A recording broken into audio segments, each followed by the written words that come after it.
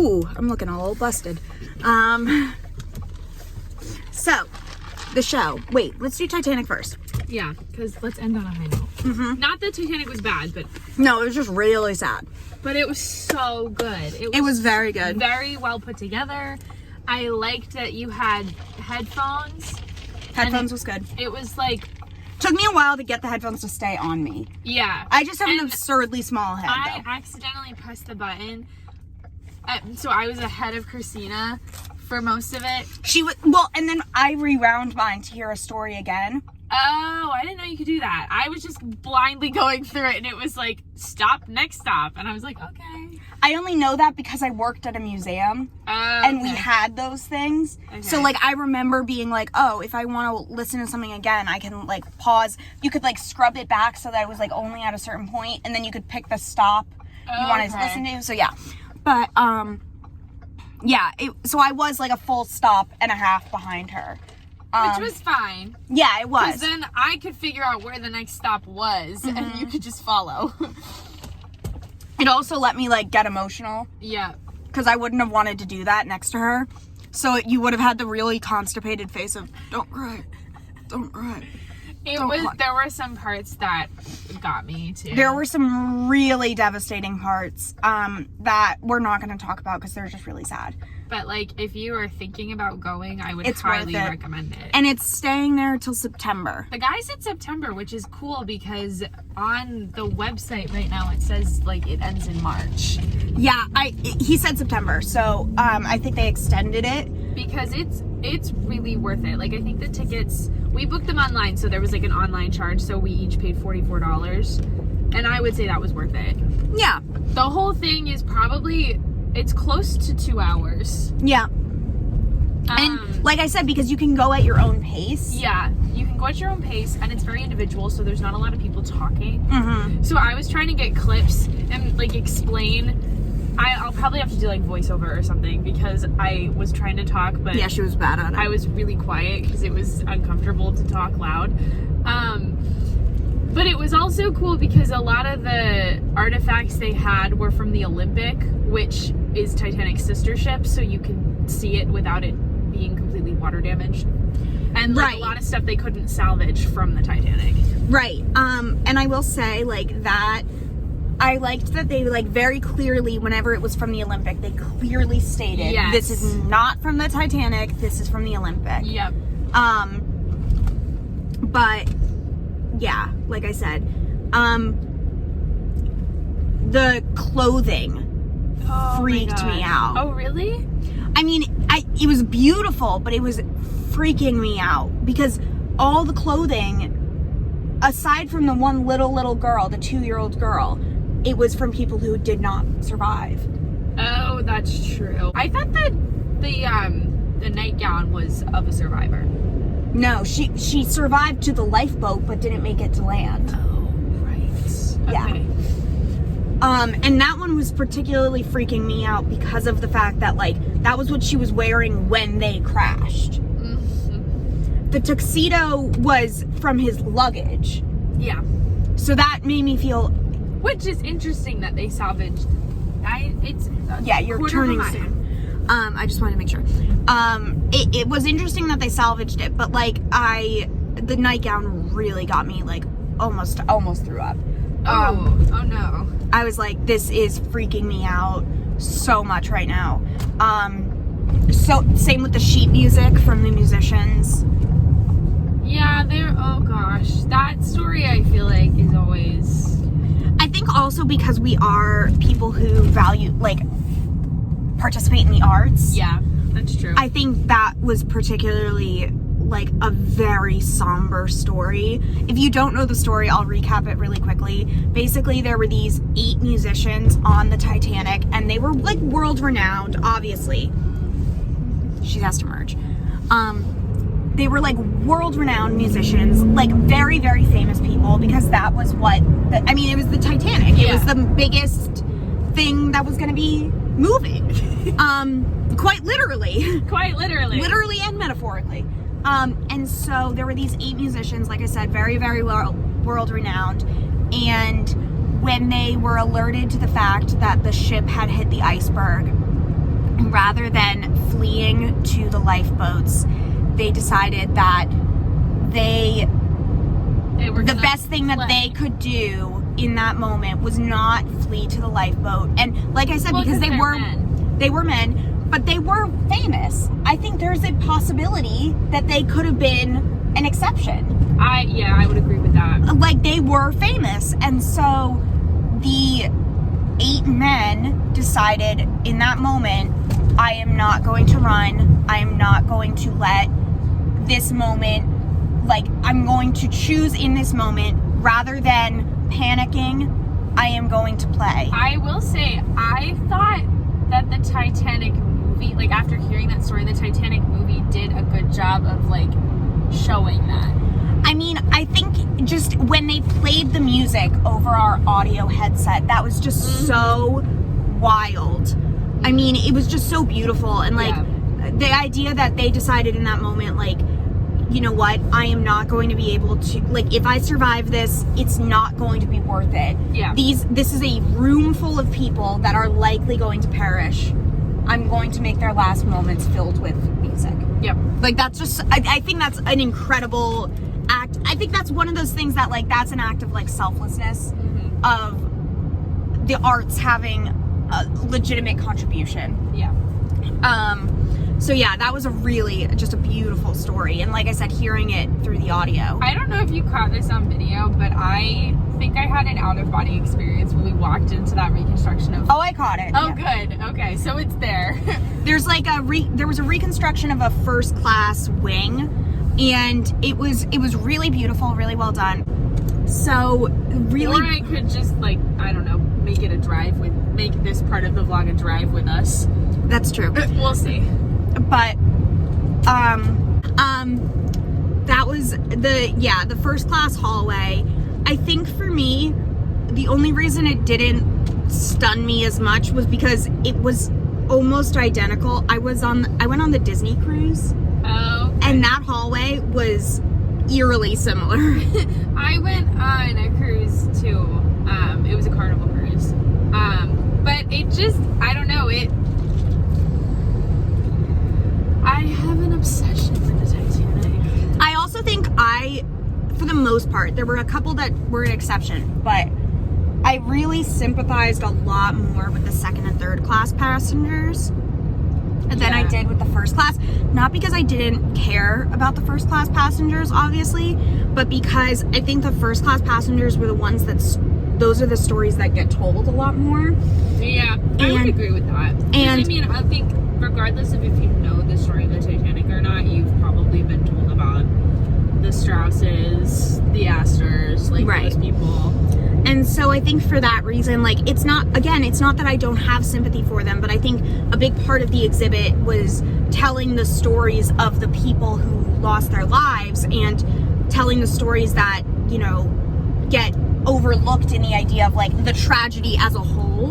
And obviously was a tragedy as a whole, but, like, to me, you're gonna be exiting here. To me, like, it was, like, so much more devastating of the people who had no family to go back to, no bodies that were ever recovered. Like, their lives were lost, and in a lot of ways, like, I think, again, this might be the historian part of me, but, like, I think in a lot of ways, the things that make people, like, exist past death, regardless of whether you believe in, like, an afterlife, is the people who tell your stories. Absolutely. And so, like, I remember there was like a poem one time. I'll try and find it. It's gonna be tough though. But it was like a woman talking about, I think, her father or grandfather who had passed, and like the last line of it was basically like her reading his diary or something, and it was like, every time we read those words, every time we, like, talked about him or shared a memory, he was taking one more breath. And I think that's, to me, like, the idea that, like, a lot of those people, especially the crew or the people who were put on the ship because of the coal strike, like, it was so, to me, that's so much more devastating. Not because the first class passengers weren't, but because like, they didn't have anyone to continue their story. Yeah. I also, one thing that got me too was one of the letters. Like, the guy wrote, like, his last, like, one of the last lines in his letter, like, while he was on the ship was like, if I had known that the voyage was going to go so smoothly, I would have had my wife join me. No, it was sister. Sister. I would have had my sister join me. I would have had Anna join me. Yep. That was really upsetting. I was like, oh no. And again, like, there were some first class passengers who I loved the stories of. Like, there were some that were very moving. I will say, the guy that was like pretended to be a baron because he knocked up his maid. Was he first class? He was first class. Okay, yeah. That was, I looked at Christina and I was like, get ready, they're gonna spill Major D. I was like, my guy, I'm not.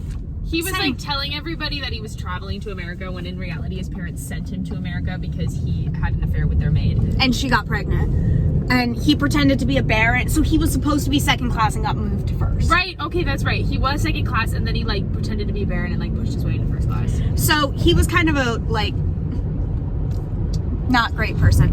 Not that I don't care, but like the story that, or the excerpt that they were talking about the people who were coming to America, and they talked about the price of the voyage for third class was about the same as a year's rent. So yeah, I think they saved up for the average person traveling in third class saved up for 5 years to travel.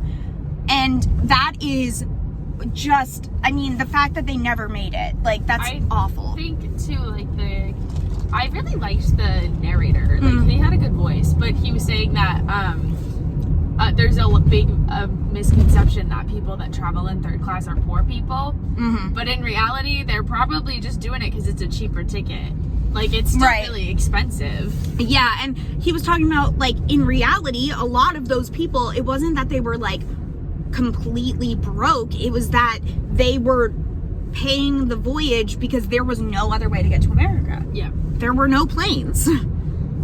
Like, it wasn't the reality that we live in. And so, like, it was just very, like I said, it was just very moving, very touching, very emotional. So, and the gift shop was cute. It was. And then wait. First, I did not tell Spike this. What? But they were talking about, there was this part in it where they had an iceberg. Yeah. That you could put your hand on. I videoed myself. I think I may have videoed it, but I don't remember. And I definitely did. There was a part where they said, you know, the water was 32 degrees or something. Yeah. And if you want to experience for even a moment what it would have been like to be in the water that night, put your hand on the iceberg. And remember that they could only survive it for approximately 20 to 25 minutes before they died of hypothermia. Right. And I put my hand on the iceberg and I tried to let it last as long as I physically could. Oh. Because I was trying to figure out, like, I was trying to put myself in the experience. Yeah. But I think I did it a little too long because my hand was numb the rest of the time. Like, even in the gift shop, like, I could feel, like, a tingle in my, like, the nerves in my wrist. Oh my God, Christina. And I didn't do it that long. I think I probably did it 5 or 6 minutes. Yeah. Like, not even 5 minutes. Maybe, like, 3 minutes. Yeah. But I was trying to put myself in that position, and it was really upsetting. And then very physically painful. So I reaped what I sowed. We're gonna get there early, so that's good because we can sit in the parking lot for a minute. So then we did Titanic. Very glad we did. Also, I had a feeling that they were going to address the fact that James Cameron made a movie about it and it's still super popular and it was just in the theater. But I liked the way that they did it. That because they were talking about a story that was kind of similar on the ship, and this woman was a nanny to this man and they were traveling, and I think they were traveling under fake names. They were. And he gave her a necklace that was blue, not nearly as big as the heart of the ocean, but it was a blue stone. But it was Kate and something. I will say, you could tell where the artistic liberties came in because I was much less sympathetic to that man. Yeah. Because he had a wife and children. Yep. And they were leaving because he was in love with their nanny. Yeah. And the nanny survived and gave birth to the child that they had procreated on the boat. Nice. And thank you. I'm trying to keep it PG, man. And so I just found I found him much less sympathetic. Right, because that was real life. And exactly. And the thing is, like, I was still very sympathetic towards her because I think that's a horrible position to be put in. Yep. But absolutely zero. Oh, it's gonna be like right here. You're gonna like turn. The parking lot's in the back. Okay, so turn in. Like, turn in here. Yeah. Okay. Because that's it. Air. Oh, okay, cool. Wait for this car. Yes. Yes. So like I said, I was much less sympathetic to him. Yeah. Anyway, so we did Titanic, which was fantastic. Mm-hmm. And Christina survived. Yep. The PATH train was like a the godsend. stop right next to. It was attached. Uh-oh, is there no parking? Oh, I can park in here. Oh no, there's a ledge. Wait. There might be a spot over there. Okay. Pull and see. Nope. So you're gonna have to turn. Leaving. Who? That Oh, car. you are so lucky right now. I know. Okay, so yeah, PATH train was a great move. It was because we got off the PATH train and Pay attention so that you don't miss the I spot. know, but the car needs to leave first. No, I understand. I'm I'm just gonna saying. back into it. Oh, okay. Bold. We went to the PATH train, then we got online for Chicago, and we walked to Chicago, and we did almost get Are lost. you leaving or what's happening? My guy. What is he? No, he's just turning. He's going. Okay. Now go. Oh, there was a bird that just flew really Oh, close. there's a car. Shit, I think she was trying to take this spot. I know. That's why I was trying to tell you to put your blinker on. Sorry, person.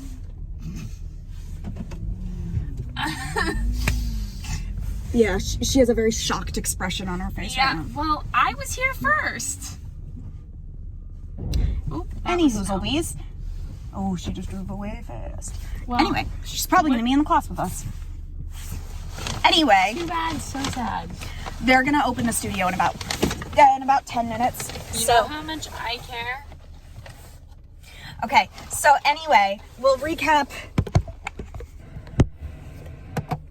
Chicago We started recapping Chicago during at intermission when we talked about the man that saved the world. All I could think as we were leaving the theater, as I was like, we should have inserted the clip of Lorelai going, "Angel, you've got wings, baby." That was him. What was I just watching? Anyway, Chicago was amazing. Oh, it was Chicago. Or we could insert the Chicago clip where he's like, she looked like an angel. Angel, when he's like recapping what happened. I can't, that's what I'm referring to, right? I don't know. I can't remember. Anyway. The beginning with Amos? Yeah. Okay. Because he was like, We saw Amos after the show. we did. My guy booked it out of the theater. Oh, the country. Yeah. Look at it. There he goes. I mean, like, booked it because he was out of the theater before we were out of the theater. But the thing is, though, is like, he really blended in with the crowd, though, because I don't know how many people noticed that it was him. We did because of his mustache. It was the mustache. The mustache. So, Jinx was amazing. And I will say, Jinx, I mean, obviously, Mama's big moment is When You're Good to Mama. When You're Good to Mama. But her performance only improved. Yeah. Like, When You're Good to Mama, outstanding. But I think everyone expected it to be outstanding. Mama's good to you. Her performance in Class is a masterclass in comedy. It was so good. But the other thing that I was thinking about when they were doing Class is Class is cut from the high school version. Mm-hmm. So, because, you know, there's a lot of language in that song. Yeah, it's a Don't very... eat that.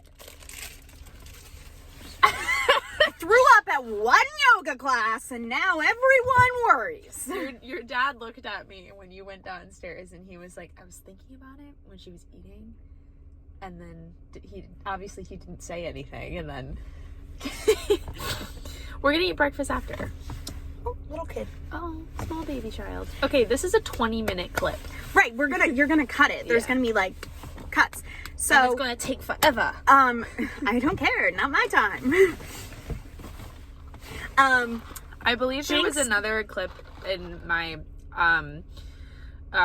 senior week vlog where Christina goes, I love that my contribution to Spike's vlog has nothing to do with editing. Funniest moment in the show, hands down, you cannot argue with the wall, was Velma and Mama singing class. They had their chairs like angled, but their backs were like on a diagonal to each other. And Velma has like a sweet note about like what happened to class. Yeah. And then Jinx goes, Jesus!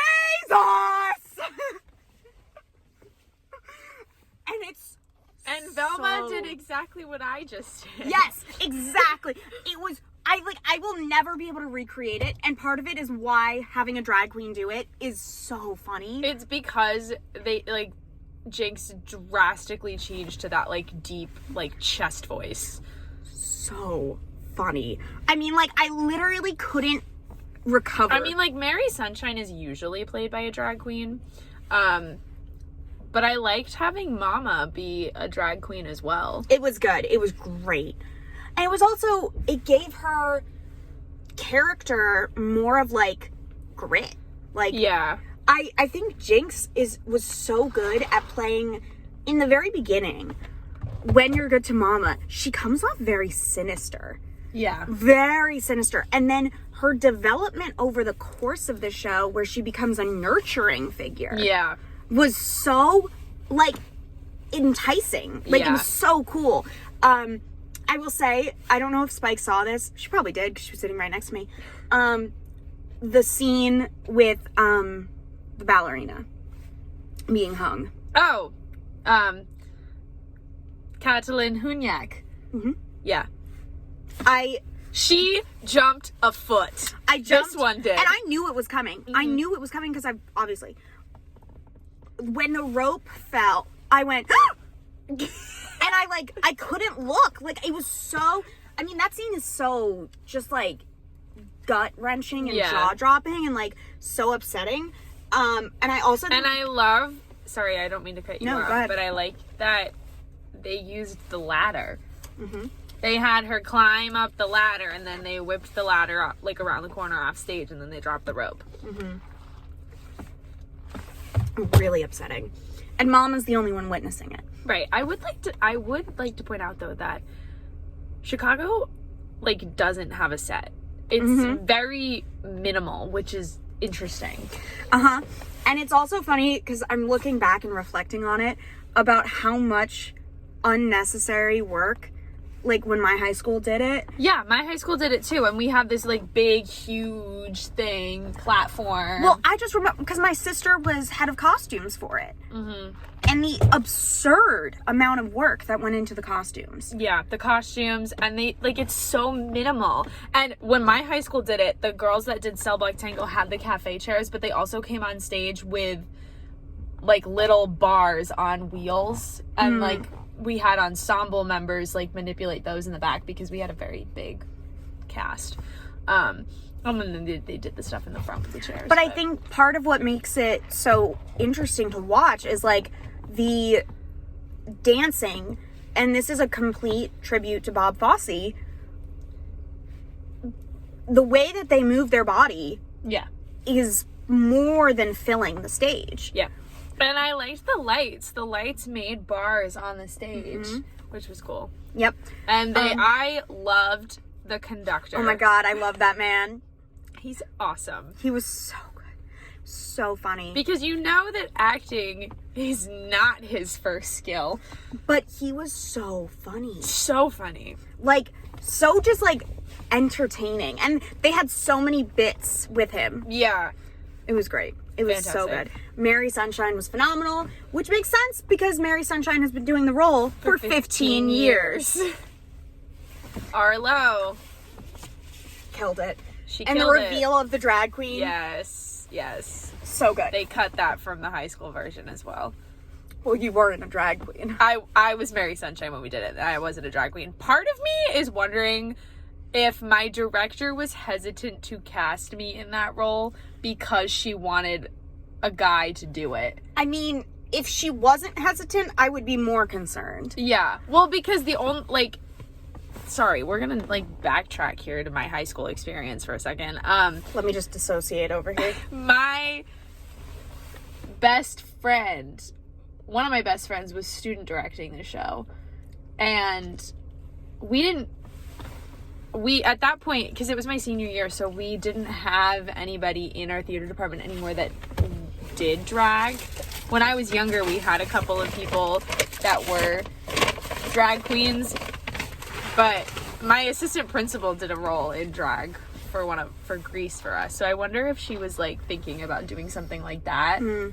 But whatever, I did the role, and the drag queen part wasn't in the script anyway, so Right.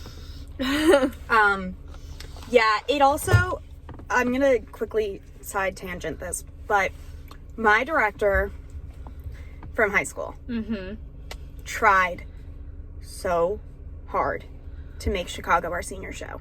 oh god. When I say so hard, somehow, God knows how, he got the personal phone number of the woman who does the rights. Oh my god. And he called her, like... We were concerned about, me and a couple of people were concerned about doing Chicago at the high school level. That wasn't it. I know. He had no worries about crossing boundaries because it was going to be his last year. He knew that. He knew that this was his swan song. I just didn't want it to be like a whole thing. But anyway, But I got he was trying to accused get- of he was trying all to get- sorts of things. Yeah. He was trying to get the rights for the regular unabridged version. Oh, we did that first and got denied, so then we did the high school. So you would get denied because it's still on Broadway. Right.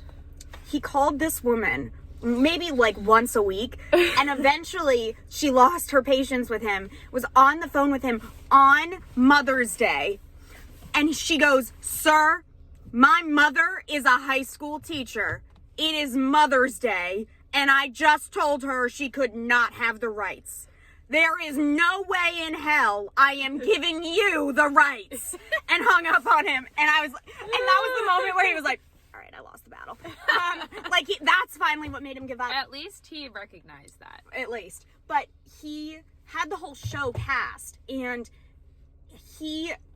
I think about the cast that we would have had, and because of, we did have the perfect cast for it. We did. But it would have been such a different version of the show. That's what's so interesting to me about it, is, it would have been such a different version, and it would have been... That's true. Would have been great, but, I think the biggest difference was that my friend Rob, God bless him, I love you. Oh, I love Rob. Yes, you've met Rob. Rob was supposed to be Billy. Oh, interesting. Rob was supposed to be Billy because, God bless him, Rob can't walk across the stage without breaking into a sweat. He's not Rob. a dancer. So the whole idea was this was his lead where they could dance around him. Yeah, And that makes a lot of sense. It does. And it's All you'd have to do is puppet Roxy. Exactly. He had no choreography. He was and he had such an amazing voice. He knows, and he knows he would have gotten nominated for that role. That was the role for him. And so my director was, that's part of why he fought so hard for it. What was your senior show? Anything Goes. Oh, right. Okay. And the girl that played Reno would have been Velma, and the girl that played Irma would have been Roxy. Okay, that makes sense. It does make sense. Not to anybody else watching this video, but it's fine. But if you know the characters, you might get it. And then the girl that played Hope probably would have been Mama. Got a lot of favors.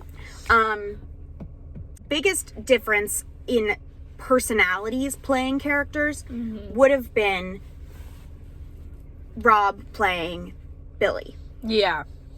Because this Billy, the way that he played him, the way that I've seen him done and the way that I've always pictured him, because I pictured Rob doing it, was almost like narcissistic. Yeah, that's how that's how the guy that did Billy for our high school played it too. Like narcissistic, but like charming. Yeah, exactly.